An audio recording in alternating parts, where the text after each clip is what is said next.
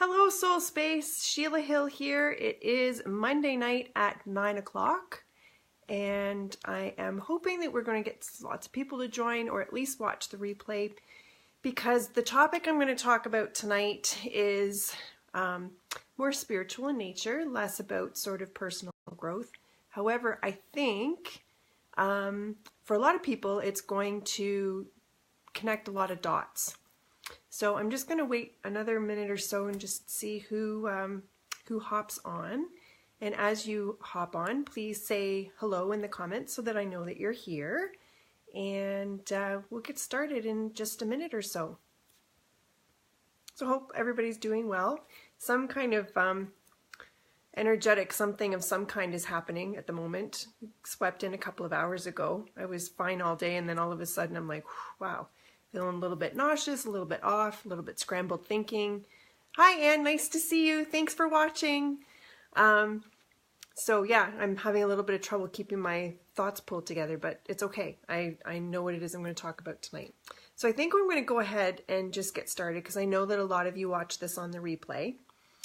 So I wanted to talk about the concept of oneness. The idea that we are all one.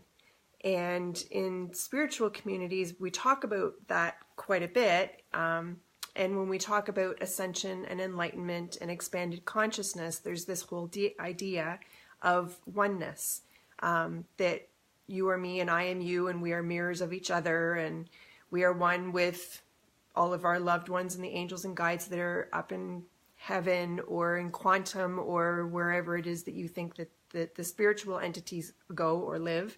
That we are all one. So as I've sort of gone down the rabbit hole of trying to create an understanding for me that my ego will understand, I've come up with a really, really great analogy to help you understand.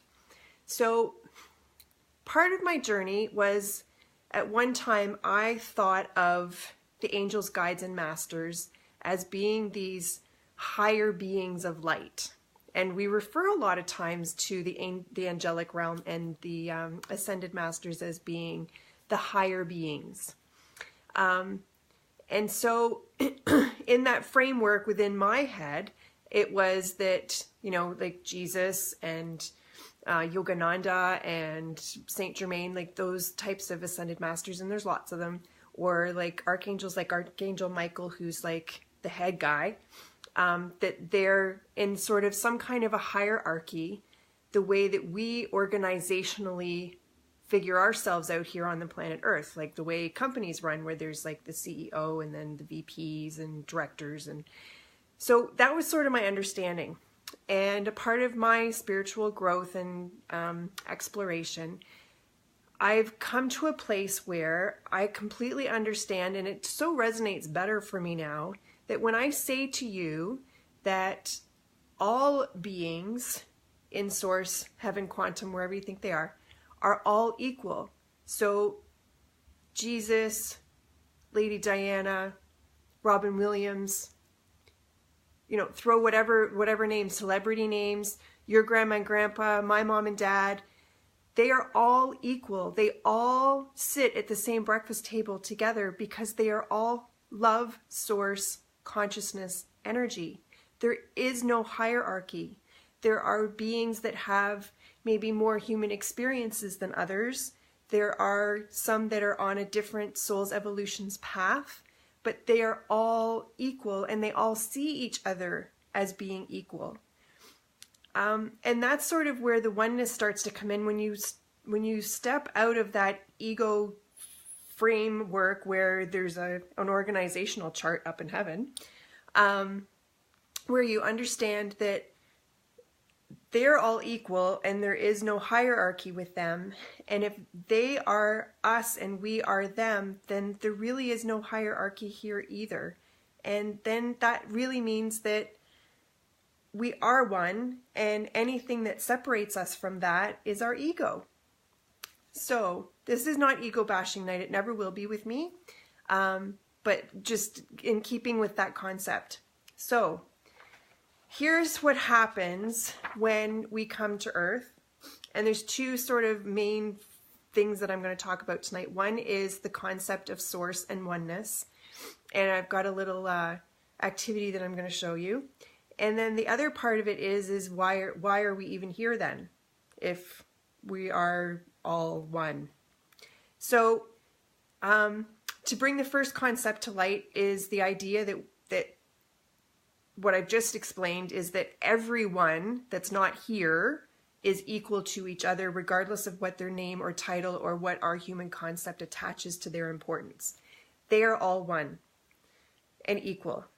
And therefore, they are us and we are them. So what happens is we came from that space. We came from that love source energy of consciousness, the source consciousness energy. We came from there. And we came here to have the human experience. So our higher self, fragmented parts of our soul, are doing all different timelines of our past and future and current lifetimes, which I know that one, the concept of time is a bit of a mind blower. It's hard to get your head wrapped around that one, but maybe I'll do a talk on that another day. So just believe me that that's how it goes. So our soul is fragmented, that part of our soul, our higher self, is there and we're here. And God and Jesus and Robin Williams and Heath Ledger and Lady Diana and, you know, they're all there and we're here. So because our soul's essence is created from that source energy, it's almost as though source, I don't know if maybe this ends up backwards on your screen, I'm not sure. This is the source energy that made the human creation. It's one. So consider it the piece of paper. Source energy is the piece of paper. And everyone that's a part of source is a part of this piece of paper. All equal, all one, all connected, all made from source love. Now what happens is when we decide to come down and be human, is this piece of source energy that is all that oneness ends up, and look at the magic of television, ta-da! We have little bits of paper now. Imagine that I took this oneness of source energy and ripped it into all of these pieces of paper. So these pieces of paper, if I were to take them all and drop them all over the floor, which you can't see because I don't have a camera crew, but they're all over my lap, and some are on the floor, and some went under the ottoman, and one landed on my foot, and some are under the table. All of these little pieces of paper are us. We came from the oneness of source, and then it's as though we ripped them into all of these pieces and then dropped them all on the floor. So the piece of paper, for example, that landed just a little bit under the ottoman, its perspective of its human experience is going to be very different than the piece of paper that landed on my lap. Likewise for the piece of paper that landed over to the left here under the table, or to the piece that landed on my foot, or the piece that's gone under the chair that I'm sitting on. Each one of these little pieces of paper that represent us, the fragmented pieces of source, all have their own perspective based on where they landed. So that, I think, is like a really cool and clear sort of description of what the oneness is that we all came from the same place. We all represent the same energy. Where we land then creates the perception through the eyes of the ego on what our human experience is. And whether the ego decides that that human experience is good, or it's bad, or it's abundant, or it's connected or not connected, or 3D or 5D, or whatever it decides, it doesn't really matter, because at the end of the day, the divinity, their source, their soul that lives within them, knows that they are a part of source and knows that we are all one and we all came from the same place and we're all going back to the same place again. So, so understanding that we are all one brings up the idea of compassion, because then when you walk around in the world and maybe somebody does something like doesn't hold a door for you or something like that, or, you know, whatever, really has a really trying time in their life, or, you know, you just feel like they're less than, or maybe the way they treat you or the way they behave isn't in their best or highest version of themselves. There's a little piece of you, hi Kathy, there's a little piece of you that can now look at that person through the eyes of compassion and go, you're made from the same piece of paper as me. We are all source. You are me and I am you, and we all came from the same place, and your piece of paper landed in a different spot than mine did. And that's the only thing that separates us. That's the only part of the journey that makes us so different, is just literally where your piece of paper landed in my illustration of how we got here and how we are all one with absolutely no hierarchy whatsoever. So I ask that you take that little piece of learning with you and hold that in your heart when you're operating out in the world, and to, first of all, do your very best to rid yourself of self-judgment, but then not to be in judgment of others either, because really it's just based on where their piece of paper landed and what their ego's perception is of what their personal experience is. So talking a little bit more about the ego then, this just kind of all ties together, so I decided to make it all in one live, is to talk about why we're here. So why we're here, hi Nancy, why we're here is that we came from that source energy, that wholeness, the oneness, and we signed up to be human, to come and be all these little bits of paper that are all now all over my floor in my room, and have this human experience. So in reality, what we did is we left source, we were in source experiencing oneness, where there was no ego, there is no time, there is no resistance of any kind, therefore there isn't any particular learnings that go on for the soul's evolution when we're in source. We chose to come here, to be on earth, to have an ego so that we could experience separateness. So that through our separateness experience and experiences over time, we could expand our consciousness, become more enlightened, and return ourselves back to the concept of oneness while we're here, and then return back to oneness back at source. So it's just like this great big loop. Like, we can complicate it and go, but there's lessons that need to be learned, and contracts and karma and blah, blah, blah, blah, blah.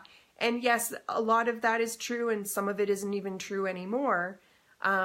But the reality is we went from oneness to experience separateness through the ego's experience so that we could return back to oneness again.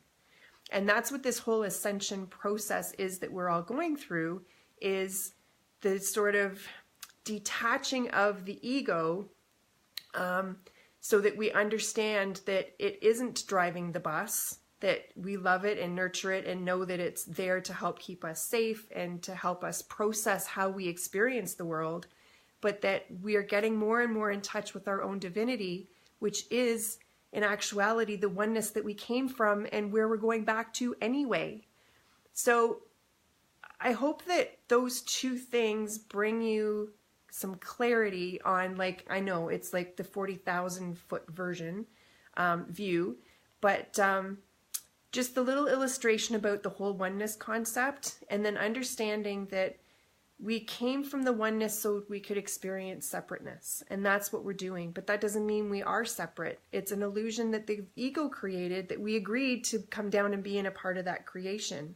So you know, like this, the idea of being lonely and alone and all of that stuff, the true human emotion of separateness, even that's not real. I mean, it feels real. I've been there and I dip my toe in there sometimes still, but it's not. It's in actuality, if you peel the layers of it all back, the idea of being alone or being lonely is just an illusionary perception of the ego. And that triggers me a little bit. I have to say, as I'm saying it, I'm kind of feeling it in my body coming up. I'm like, yeah, that's triggering. I'm triggering myself with this stuff. But to sort of be a voice of higher perspective and share that with you, that is what the reality is that we are always oneness. We're always connected to that. And whether our ego decides to pitch a fit and tell us that we're lonely and not worthy and all that stuff, it's all illusionary. But something that we agreed to work through nonetheless. And that's what a part of the personal growth journey is all about. So what questions does anybody have? Or ahas or realizations or anything that they want to add to the conversation? So just go ahead and type into the comments. I'm not seeing anything come up, and I'm always aware of the silence that happens on these videos while I'm waiting. Okay, so I hope that this concept, and those of you that got in a little bit late, go back to the beginning so that you can see what I did, that we are all one, the source, pure love energy, and we are just fragmented into little pieces of source with an ego so that we can experience the separateness. Oh, you're welcome, Anne. I'm glad that the little talk about compassion helped. It's about breaking down those barriers, right? Like about not seeing the world in such a state of hierarchy and organization. Oh, I'm glad. See, I talk about stuff and I don't even know why, but I'm glad that I was able to say something that you needed to hear. So thank you for telling me, and I'm sending it to you gladly. Okay, so what else is going on? Wednesday meditations are always still going on. I have shifted my gears as far as the offering of the guided meditations that I do. It's still for all levels. Everyone is always welcome. You know, if you're within driving distance to Oakville and you want to come, please do. We have these types of conversations. I give support and whatever I can give to the guests that join. But we have great conversations, a real sense of community. And I've just sort of started now experimenting with shifting some of the meditations to more healing meditations rather than the sort of learn how to meditate, let me give your monkey mind something to think about or something to do. So we're calling in really high vibrational energy. We are doing breathing work. We're working with Saint Germain and the Violet Flame.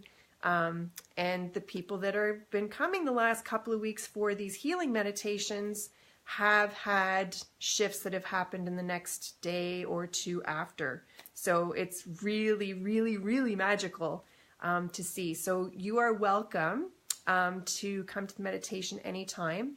And let me just see. Hi, Elena. Hi, Sheila. This is just what I needed to learn and understand. Thank you. Good, good. Again, see, I don't even know why I talk about the stuff I talk about half the time. But again, from my heart to yours, I'm glad that you got something out of it.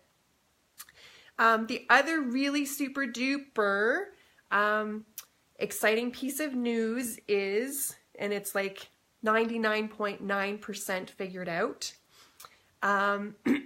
is the Spring Soul Space Retreat is happening. And I am so excited. It's on April 27th, 28th, and 29th. I'm going to see the property on Friday. I've seen pictures. I've talked to the owners. It's like 99% all figured out. But I'm just going to actually like just lay my eyes and my feet on the ground so I can just see it. And then everything will be firmed up. So I did do I posted a save the date in the group just to sort of drum up some excitement. It is on my website. I did that on the weekend. So all of the details are there. I will be taking 10 women away for a full weekend. Friday, Saturday, like Friday evening, Saturday and Sunday.